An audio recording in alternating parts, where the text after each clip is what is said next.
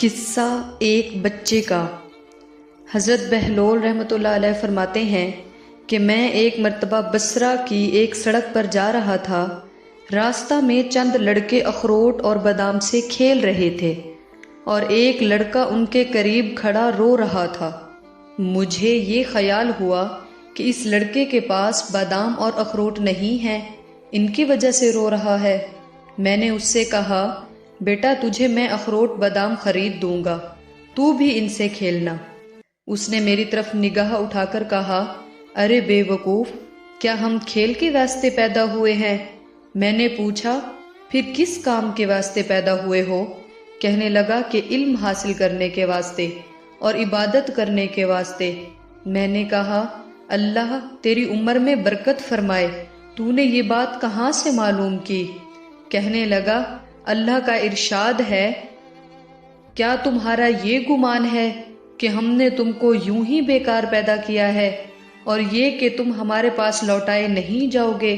میں نے کہا، بیٹا تو بڑا حکیم معلوم ہوتا ہے، مجھے کچھ نصیحت کر۔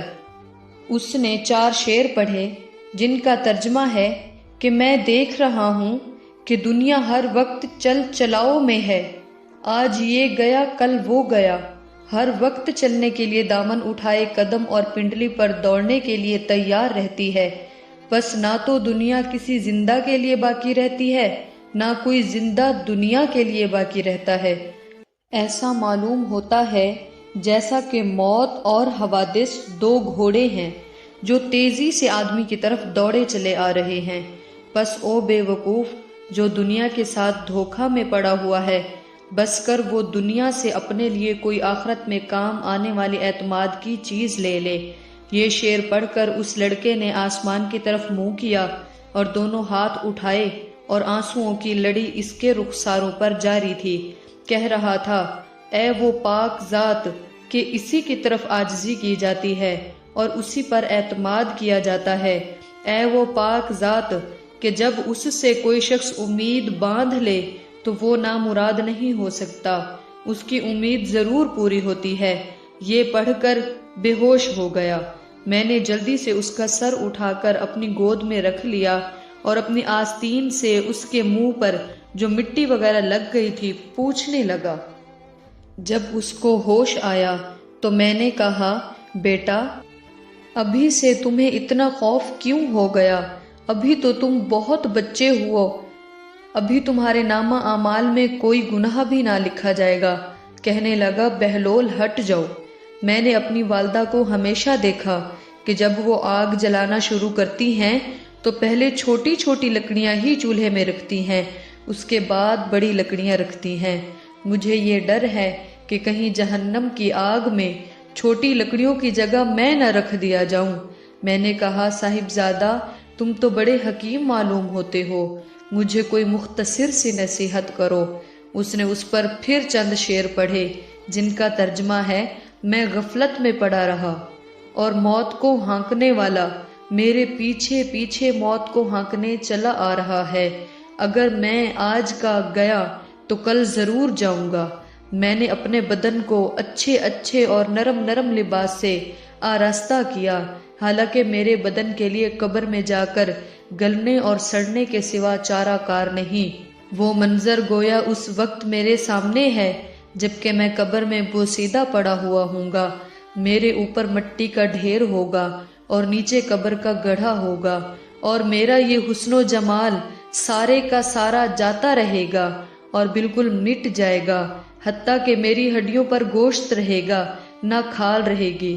میں دیکھ رہا ہوں کہ عمر تو ختم ہوتی جا رہی ہے اور آرزوئیں ہیں کہ پوری نہیں ہو رہی ہیں، اور بڑا طویل سفر سامنے ہے اور توشہ ذرا سا بھی ساتھ نہیں، اور میں نے کھلم کھلا گناہوں کے ساتھ اپنے نگہبان اور محافظ کا مقابلہ کیا اور بڑی بری حرکتیں کی ہیں جو اب واپس بھی نہیں ہو سکتی، یعنی جو گناہ کر چکا ہوں وہ واپس نہیں ہو سکتا، اور میں نے لوگوں سے چھپانے کے لیے پردے ڈالے کہ میرا عیب کسی پر ظاہر نہ ہو، لیکن میرے جتنے مخفی گناہ ہیں وہ کل کو اس مالک کے سامنے ظاہر ہوں گے، اس کی پیشی میں پیش ہوں گے۔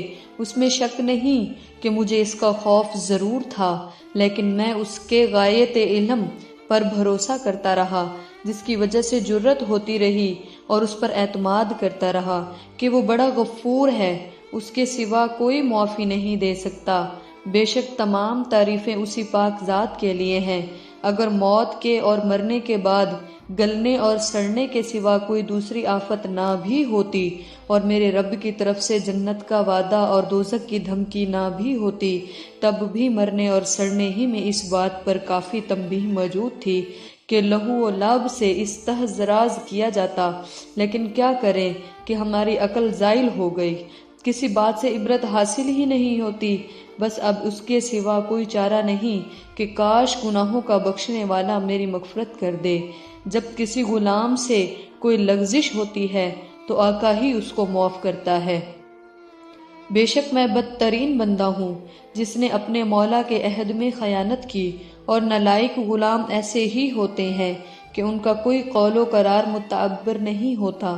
میرے آقا، جب تیری آگ میرے بدن کو جلائے گی تو میرا کیا حال بنے گا، جبکہ سخت سے سخت پتھر بھی اس آگ کو برداشت نہیں کر سکتے۔ میں موت کے وقت بھی تنہا رہ جاؤں گا، قبر میں بھی اکیلا ہی جاؤں گا، قبر سے بھی اکیلا ہی اٹھوں گا، کسی جگہ بھی کوئی میرا معین و مددگار نہ ہوگا۔ بس اے وہ پاک ذات جو خود اکیلی ہے، وحدہ لا شریک ہے، ایسے شخص پر رحم کر جو بالکل تنہا رہ گیا۔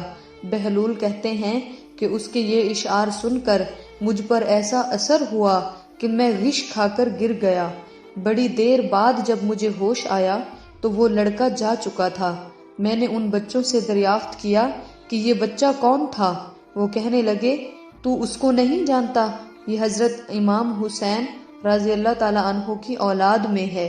میں نے کہا، مجھے خود ہی حیرت ہو رہی تھی کہ یہ پھل کس درخت کا ہے۔ واقعی یہ پھل اسی درخت کا ہو سکتا تھا۔ ہمیں اس خاندان کی برکتوں سے منتفع فرمائے، آمین۔